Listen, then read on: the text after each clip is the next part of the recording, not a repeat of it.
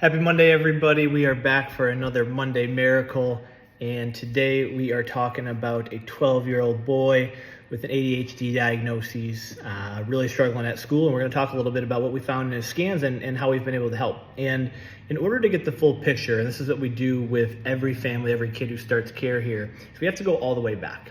And if you haven't seen our Monday Miracle stories before, what we do is every Monday I come on and just talk about some wins that we've had with some kids or families in the office. And so, like I mentioned, we got to go all the way back. And for this kiddo, there was a lot of emotional stress and trauma at an early age. And we don't need to get into all the details of that, but there was a lot of emotional stress and trauma. And so what happened is that his nervous system, his brain and his body was hardwired to be in a more stressed out state. So we have two different parts of our nervous system. We talk about like a gas pedal or stress mode, or a brake pedal, that calming, relaxing, regulating side of the nervous system. And so what we see over and over again is when there is stress early on, whether that be even when mom is pregnant, whether that be during the birth process, whether that be early in childhood, we see that these kids' nervous systems are just very adaptable, very plasticky, and very easy to kind of get stuck in that stress mode when that's all they know, right? They're learning at so fast at such an early age. And so for this kiddo, that was absolutely the case. So early on, it showed itself in things like he was a refluxy baby. He was,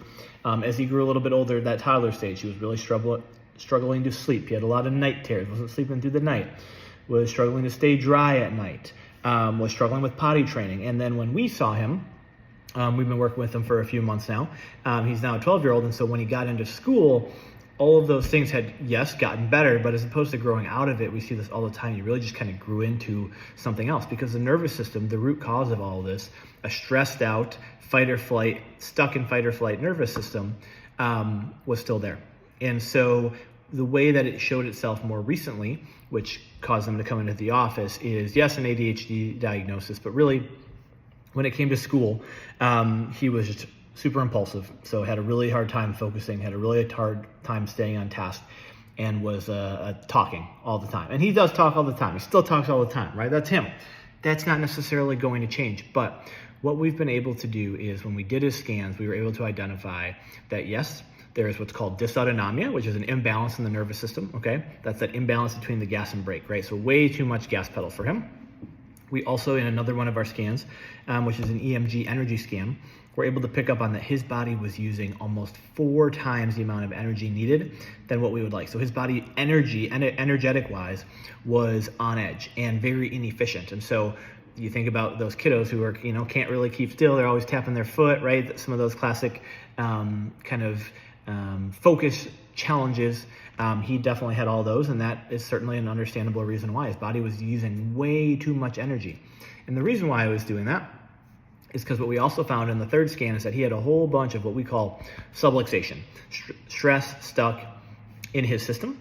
And so when that happens, that's what causes the body and the nervous system to kind of get out of whack. And so our job as a neuropediatric chiropractor is to get in there and remove those subluxations, get that stress out of the system, allow it to work more efficiently. Therefore, the energy starts to come down. Therefore, the balance gets back into the nervous system. We start to become more regulated. And then out in the real world, what that looks like is they were in just the other day and we had a progress exam, and it's obviously the end of school right now. And so a little bit of a hectic time. There was different tests and all this different stuff. And his aunt works in the same school. And so she gets a lot of feedback from her teachers. And so what was said is that 3 different teachers independently had all come to her and given her some awesome feedback on how well he had been doing. And so this is during kind of a chaotic period of school, right? There, as you parents know, the end of school is kind of chaos, right? There's a lot going on. And so the fact that he was able to keep it together and was more regulated and more focused and working through everything during this time is extra awesome. And so those are some of those bits of feedback that we're starting to get from both at home and at school, that things are moving the right direction, right? Do I expect him ever to just sit totally still and not be a little bit of a chatty Cathy and not have a little extra energy? No.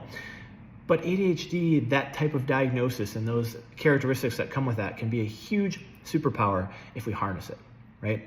So yeah, he's a little go, but that can mean he's a really hard worker later in life, right? So we're working to harness that, getting some awesome results. If this sounds like you or your child or another kid you know, shoot us a message. We'd love to help.